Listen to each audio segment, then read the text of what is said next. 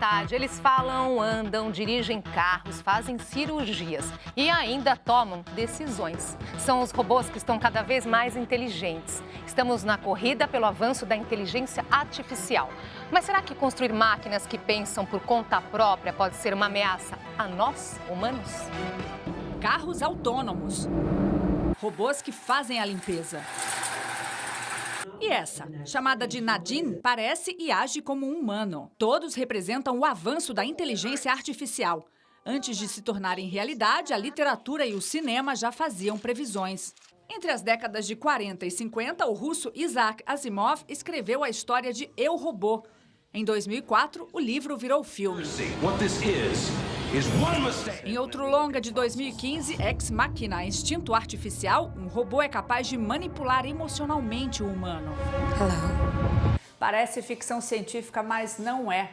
Hoje, na nossa realidade, já existem máquinas que desempenham funções que antes eram exclusivamente humanas. A preocupação é que, num futuro não muito distante, esses robôs possam substituir totalmente os homens no mercado de trabalho usando a inteligência artificial. Um estudo mostra que 47% dos empregos nos Estados Unidos correm o risco de desaparecer por causa da inteligência artificial. Na China, o número chega a 65%. A Organização das Nações Unidas alertou para os riscos do uso dessa tecnologia no futuro da humanidade, sendo necessário um controle rígido.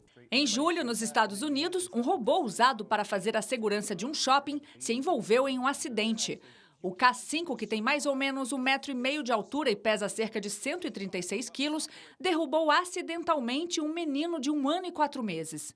Ninguém sabe explicar o motivo do robô não ter notado a criança. Este professor explica que a inteligência artificial tem a capacidade de simular a mente humana. O importante, segundo ele, é investir em capacitação para manter o pessoal de carne e osso no controle. Seria importante, de fato, esse controle que a ONU já está alertando e que muitos cientistas já alertam desse tipo de perigo que está muito próximo de acontecer. No momento em que você não vai conseguir entrar em casa porque o seu robô não deixa. E para falar sobre os desafios da inteligência artificial, recebemos o professor Marcelo Zufo, coordenador do Centro Interdisciplinar em Tecnologias Interativas da USP, e o publisher Warrison Lacerda, fundador do programa Olhar Digital.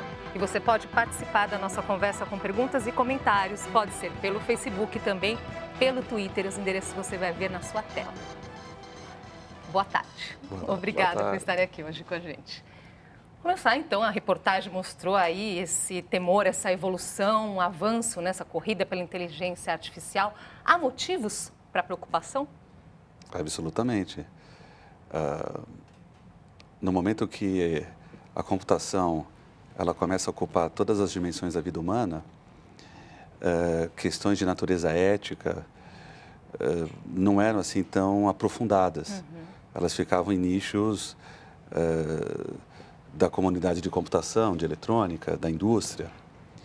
E hoje em dia, inclusive com a perspectiva em que, em algum instante, as máquinas possam ser até mais inteligentes que o ser humano, dentro de uma definição específica de inteligência artificial, elas começam a assumir papéis importantes no domínio da vida. E começam a surgir várias evidências de que questões de natureza ética, ordenamento moral e jurídico precisam ser melhor entendidos, saindo do campo da ficção, indo para o campo da realidade humana social.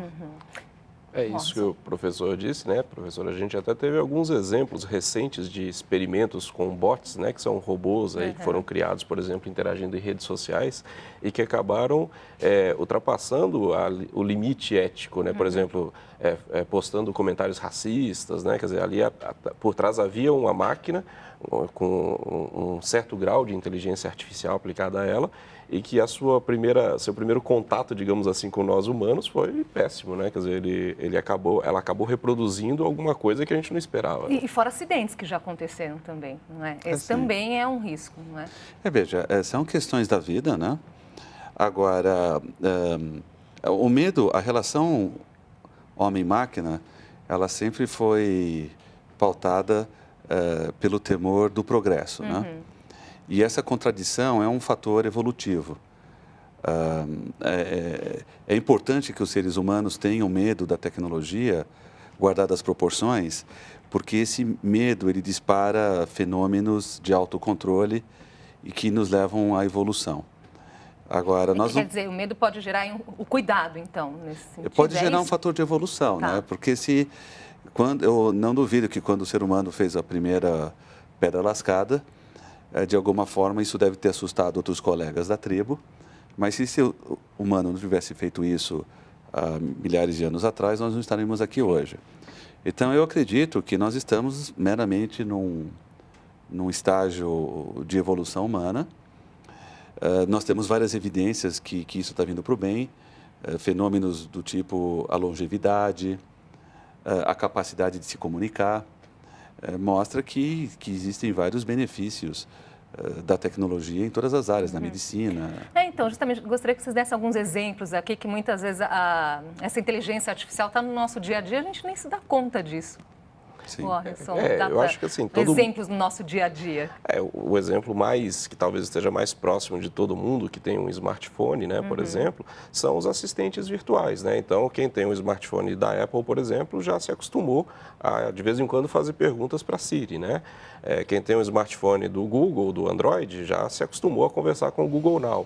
Esses são sistemas que, por trás deles, a gente já tem ali aplicados vários conceitos de inteligência artificial ou de computação cognitiva, né? Então, de uma certa maneira, eles já estão entre nós, esses computadores inteligentes, e conseguem aprender. Acho que isso é um conceito importante. Os computadores hoje eles não são mais apenas programados, né? Eles começam a aprender, né? E eles aprendem com a gente e aprendem com outras fontes também. Pois é, eu sei que é muito complexo, precisaremos aqui de horas para explicar isso, mas dá para dar algum exemplo, professor, como é que isso acontece? Eles começam a aprender. Muitas vezes nesses assistentes virtuais nós fazemos algumas perguntas e a gente se surpreende, né? Como é que ela responde tal coisa, não é? Olha, isso é uma pergunta fundamental. O Noam Chomsky, ele acabou de publicar um livro recente, inclusive, com a seguinte questão, né? Why only us? Por que apenas nós, né?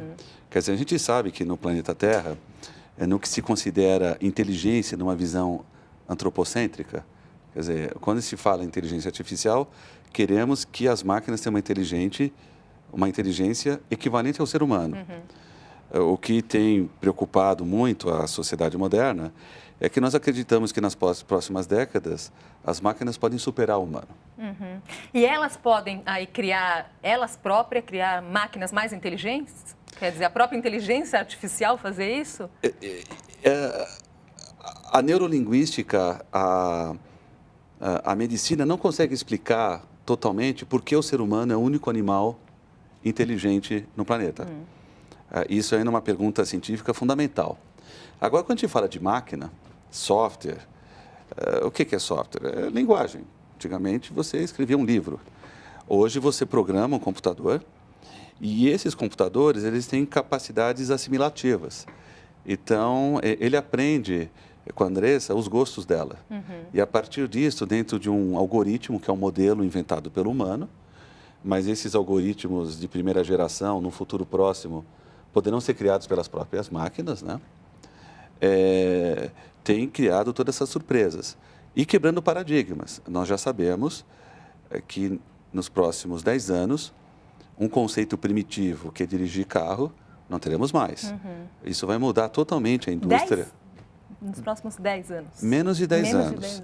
Alguns países têm eliminado os obstáculos dessas inovações, está indo até antes. A questão da mortalidade é um conceito que se discute, que ele vai ser relativizado em 20, 30 anos. Como é que as máquinas vão nos ajudar? Elas vão nos ajudar a prever acidentes.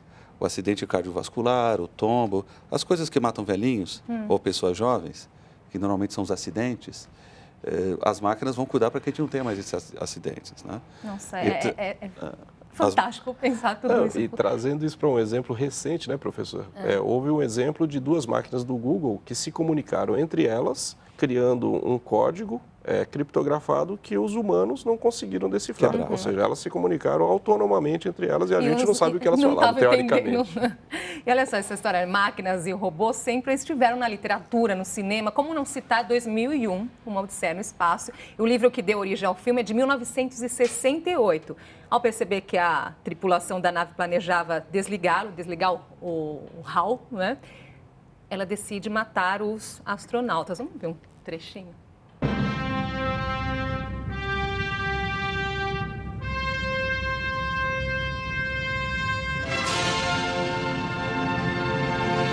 The red light go on.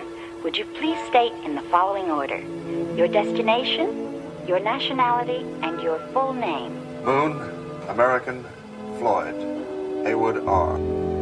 Thank you. You are cleared through voice print identification. Só esse filme aí daria para ficarmos aqui horas, né, discutindo. Existem gerações de pessoas que discutem a ciência e a tecnologia por trás desse... Tem livros sobre isso, né? O que esse filme diz aí sobre o que nós estamos vivendo hoje e sobre ainda o que pode vir pela frente? Existe até um consenso hoje, é fundamental a ficção, né, nesse caso, né? É uma longa história de como os robôs surgiram, de expectativas de monstros. O filme, a temática é a Síndrome de Frankenstein. A Síndrome de Frankenstein é como apenas nós, humanos, somos os únicos supostamente inteligentes no planeta. Nós temos essa obsessão de criar coisas tão ou mais inteligentes do que nós. E aí, numa dimensão espiritual, se você conseguir fazer isso, a máquina vai te perseguir, vai te punir. Isso começa com Mary Shelley, com Frankenstein, e nessa sequência de filmes de ficção científica isso é perpetuado. 2001, O Exterminador do Futuro, que as máquinas vêm do futuro, com a mesma ideia, né, com o filme Matrix, né? O fato é que nós nunca estivemos tão próximos disso acontecer, né? Das máquinas nos punirem. Veja, por isso que é fundamental discutir ética, discutir legislação e também não exagerar na dose, porque senão a gente pode evitar a inovação nesse campo, né? A ficção não tão longe aí da realidade, né? Antes de passar para você, Orson, vou colocar mais umas vozes aqui na nossa conversa, porque outras pessoas estão pensando justamente sobre esse assunto. Olha só o que disse o físico Stephen Hawking justamente sobre a inteligência artificial. O desenvolvimento de uma inteligência artificial completa pode determinar o fim da raça humana. O agente inteligente avançaria por conta própria e se redesenharia a um ritmo cada vez maior. Os seres humanos, que são limitados pela lenta evolução biológica, não conseguiriam competir e seriam substituídos. Vou trazer mais uma aqui, que é, por outro lado, uma outra opinião do multicampeão mundial de xadrez, Garry Kasparov, aquele que perdeu uma disputa de xadrez para um computador. Ele disse o seguinte: já ouvimos muito que a tecnologia nos destruiria. Não aconteceu e não acho que vai acontecer. Com todo respeito, acho que esse futuro sombrio é mais uma jogada midiática do que uma previsão científica. Orson. Você concorda aí com qual dos dois? Eu tendo a concordar com o Kasparov. Eu acho que existe, sim, é claro, né, um risco, como o professor Zufo colocou, toda inovação tecnológica traz embutida um risco. Isso faz parte da história humana, né? Quando foi inventado o automóvel, ele trazia um risco para as pessoas que estavam acostumadas a lidar apenas com as charretes nas ruas, né? Então, isso faz parte do jogo da evolução tecnológica e da evolução humana. Mas eu acho que a gente já aprendeu, né? Eu acho que uma das características importantes dessa nossa era, depois do começo da Revolução Digital, é que a gente começou a perceber como esses ciclos podem ser controlados. Acho que esse é uma mudança fundamental. A gente nunca teve, antes na história da humanidade, a possibilidade de testemunhar uma revolução e enxergar os resultados dela como nós estamos vendo agora com a Revolução Digital. Ela começou provavelmente no tempo de vida da maior parte de nós, né? E a gente já está vendo, já está colhendo os frutos e os problemas, né, que decorrem dessa ruptura. Então, eu concordo com o Kasparov. Eu acho que vai ser capaz de, claro, com a questão ética resolvida, com a questão legal resolvida, transformar e usar a tecnologia realmente para expandir a nossa capacidade humana, ao invés de nos substituir. Professor Kasparov, eles não vão acabar com a gente, ou Stephen Hawking, eles podem acabar com a raça humana? A tecnologia já foi usada para muitas coisas ruins da humanidade, né? e na mão de humanos, né? Então, esse risco existe. Nietzsche acho que falava, né? O problema são os outros, os problemas somos nós, né? É como a gente vai fazer uso dessa tecnologia. Eu discordo um pouco do Stefan, porque se a gente observar, a humanidade existe como entidade biológica, como Sapiens. Aliás, esse livro Sapiens é muito bom, aconselho todo mundo que está vendo aqui, ler esse livro. 200 mil anos. Os fenômenos de linguagem surgiram há 70. O bit, 70 mil anos. A linguagem escrita, há 15 mil. O bit, como nós imaginamos, que é a base de toda a computação moderna, Leibniz inventou isso há 500 anos. O computador pessoal, há 30. Então, assim, foi uma evolução muito rápida e exponencial, tanto que o Stefan tem uma linha da inteligência artificial antropocêntrica, Marvin Minsky, Wiener, cibernética. A gente está estudando uma linha que é uma linha orgânica, ou seja, a inteligência está em todo lugar a partir do momento que você tem bilhões de máquinas na humanidade. E quando a gente vê essas máquinas, a gente sabe que, por mais que elas cheguem a assustar o cidadão comum, elas estão muito aquém do que a gente pode determinar como inteligência humana plena. Agora, nos últimos anos, começa a cair a ficha que, sim, será possível, em algum instante na nossa vida vivida, que essas máquinas superem a capacidade cognitiva humana. E isso cria temores, inclusive, para a própria comunidade científica. E aí começam a surgir aquelas 3 regras básicas que os robôs não podiam fazer A, B ou C, para não extinguir a raça humana em Asimov. Elas começam a ser discutidas na ONU, começam a ser discutidas em vários lugares. As faculdades de Direito, as escolas de Filosofia, elas começam a ter discussões sérias e concretas, já criando as bases para que a humanidade receba. O que é preciso ser feito para que isso Exatamente. não aconteça. Para que não hajam essas questões distópicas, como na Primeira Guerra Mundial, a gente inventou armamento, numa única batalha a gente matava 300 mil humanos, né? Vamos falar mais sobre isso daqui a pouquinho no próximo bloco. A gente volta já.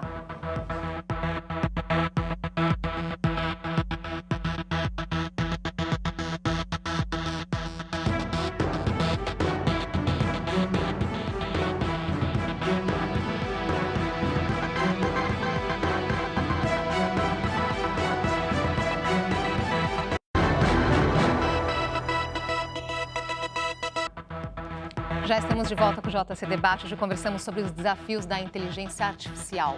Com a gente, o professor Marcelo Zufo, coordenador do Centro Interdisciplinar em Tecnologias Interativas da USP, e o publisher Watson Lacerda, fundador do programa Olhar Digital. Nós estávamos falando aqui da nossa responsabilidade, que é preciso pensar para evitar estragos, né, com a inteligência artificial. E foi feito aí, apresentado um documento nos Estados Unidos com 23 princípios. Nós separamos alguns aqui para vocês ajudarem a gente a entender. Vamos ver aí.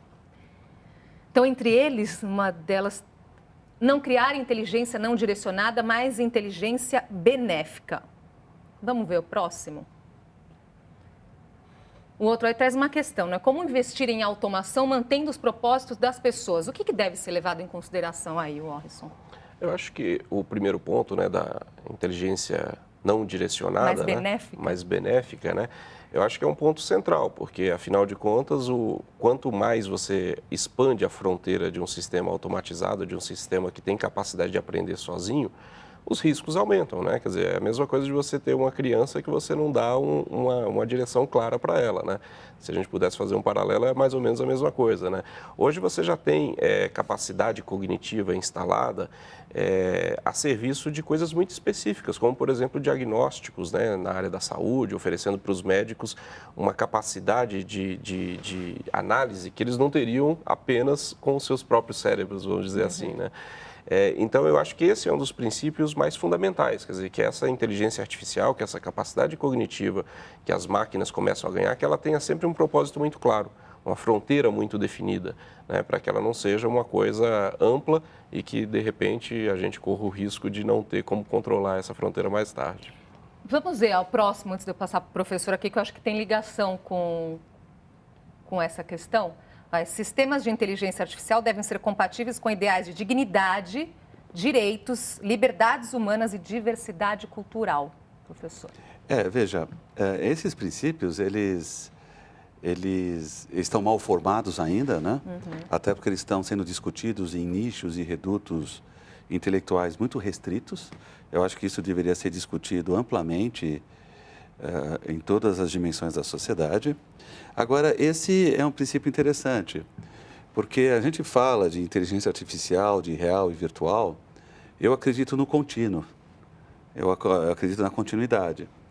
Então, princípios universais, humanos, já amplamente e discutidos há mais de 50 anos no âmbito da ONU, ou no campo do direito, discutido há quase 2000 anos, eles são princípios universais humanos que eu acredito que devem ser observados quando você migra para o campo da tecnologia.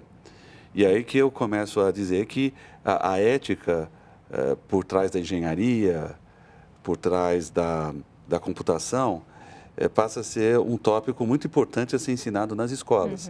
Existe um exemplo recente clássico, nós estamos falando de coisas boas, mas a gente pode falar de coisas ruins, né? A inteligência artificial tem sido usado para fazer fraude bancária, para espionagem. Todos nós aqui estamos à mercê de espionagem de outras nações, pilotar drones para matar pessoas. Aquele avião que caiu na Oceania, ele tinha mais de 26 mil computadores, então ninguém sabe se o piloto se matou. Existe uma hipótese que é discutida no campo da engenharia, que houve um bug, ou propositadamente os computadores tomaram uma decisão errada. Ninguém sabe, né? Agora, justamente por falar em coisas ruins, né, um dos princípios traz exatamente, chama atenção para isso. O próximo alerta aí, uma corrida armamentista de inteligência artificial deve ser evitada, né? A outra questão, eu ia colocar justamente, o professor já citou aí o papel, a questão dos drones, não é, o problema é que eu acho que talvez essa corrida já tenha começado. Há 10 anos atrás, assim. Uma evidência disso é a eleição americana. Exatamente. Ou a espionagem em cima da Dilma aqui no Brasil. E outros exemplos, por exemplo, a gente teve o exemplo do desenvolvimento de alguns malwares, vírus, né? Simplificando, vírus de computador, patrocinados por estados, né? O mais famoso chamava Stuxnet, e foi desenvolvido justamente para atacar a infraestrutura do Irã, que estava ali colocada para desenvolver talvez armas nucleares, não se sabe, mas enfim. Então essa corrida armamentista, usando a inteligência artificial, infelizmente ela já começou e está num ritmo frenético. E todos na fronteira da ética, né? Hoje, inclusive, chama muita atenção essa verdadeira guerra cibernética que a gente enxerga, por exemplo, sendo travada entre Estados Unidos e Rússia. Tem uma verdadeira guerra cibernética e se apoiando muitas vezes em sistemas de inteligência artificial entre esses dois países. E a dimensão econômica disso a gente vê pelos orçamentos, né? O DARPA, por ano, ele coloca quase 60 milhões de dólares só para pesquisa de mining, Big Data, em redes sociais de populações muçulmanas, né? Bom, nosso tempo já está acabando, hoje voou, são muitas as questões. Nós vimos aqui que nós avançamos muito, mas é possível chegar ainda muito mais longe. Onde podemos e devemos chegar? O que vocês esperam para os próximos anos? Nossa. Bom, eu espero para os próximos anos, né, pelo menos no nosso período de vida aqui, que a gente consiga chegar no momento em que a gente tenha realmente a computação cognitiva e os sistemas de inteligência artificial colocados para nos ajudar a superar barreiras históricas humanas, né? A gente pode até pensar na questão da longevidade, mas trazendo um pouco mais para próximo, né? Eu acho que a melhor esperança que a gente tem hoje para encontrar, por exemplo, curas para doenças que afligem a humanidade há décadas ou há centenas de anos, repousa na inteligência artificial, repousa na computação cognitiva. Então, eu acho que a gente pode ter esperança que daqui a 10, 15 anos, a gente vai ter uma mudança muito importante, por exemplo, no campo da saúde, baseada em inteligência artificial. A Gisele de Kriegner está colocando aqui, o homem nunca enfrentou outro ser inteligente na Terra. E a inteligência, nesse ponto, pode ser, sim, uma grande ameaça à humanidade, professor. Essa pergunta é muito interessante, né? Porque ela é muito espontânea, a pergunta e a resposta. Eu estou com a oportunidade de dirigir esse centro na USP, que é o Centro interdisciplinar em tecnologias interativas, a gente, de forma sistemática, está querendo responder essas perguntas numa perspectiva de 10, 20 ou 30 anos. E é muito interessante, porque existem barreiras à evolução tecnológica que a gente já mapeou, e existe uma questão fundamental, que é a tecnologia nos surpreender. Nós já temos uma expectativa que o câncer vai ser curado, nós vamos aumentar a longevidade, problemas fundamentais da humanidade serão resolvidos ou piorados, mas... Nos surpreender para o bem? Eu acho que a tecnologia nos surpreender vai ser um fenômeno de inteligência artificial. Você conseguir, com a tecnologia, realizar alguma atividade humana imprevisível. Como havia imprevisibilidade do HAL se rebelar contra os tripulantes da nave espacial. Última questão aqui, não vai dar tempo de explicar muito, só para saber a opinião, para responder para o Gentil Aguiar aqui. O ser humano ele não pode monitorar as máquinas para que não haja surpresas, para que elas não assumam o poder? Sim, teoricamente sim, né? Mas e se tiver o bug? O problema é a fronteira. Né? Teoricamente sim. Teoricamente sim, né? Teoricamente sim. Mas e se você não intencionalmente errar na modelagem, mudar um parâmetro, você tem um bug? Ou se maliciosamente um hacker, um fraudador, você tem consequências aí que na verdade são humanas também. Bom, agora, então, nós vemos o mundo sob o nosso olhar, né? Exatamente. As máquinas sim podem nos surpreender para o bem ou para o mal, assim como as pessoas, né? E depende basicamente da gente, não depende das máquinas nesse momento.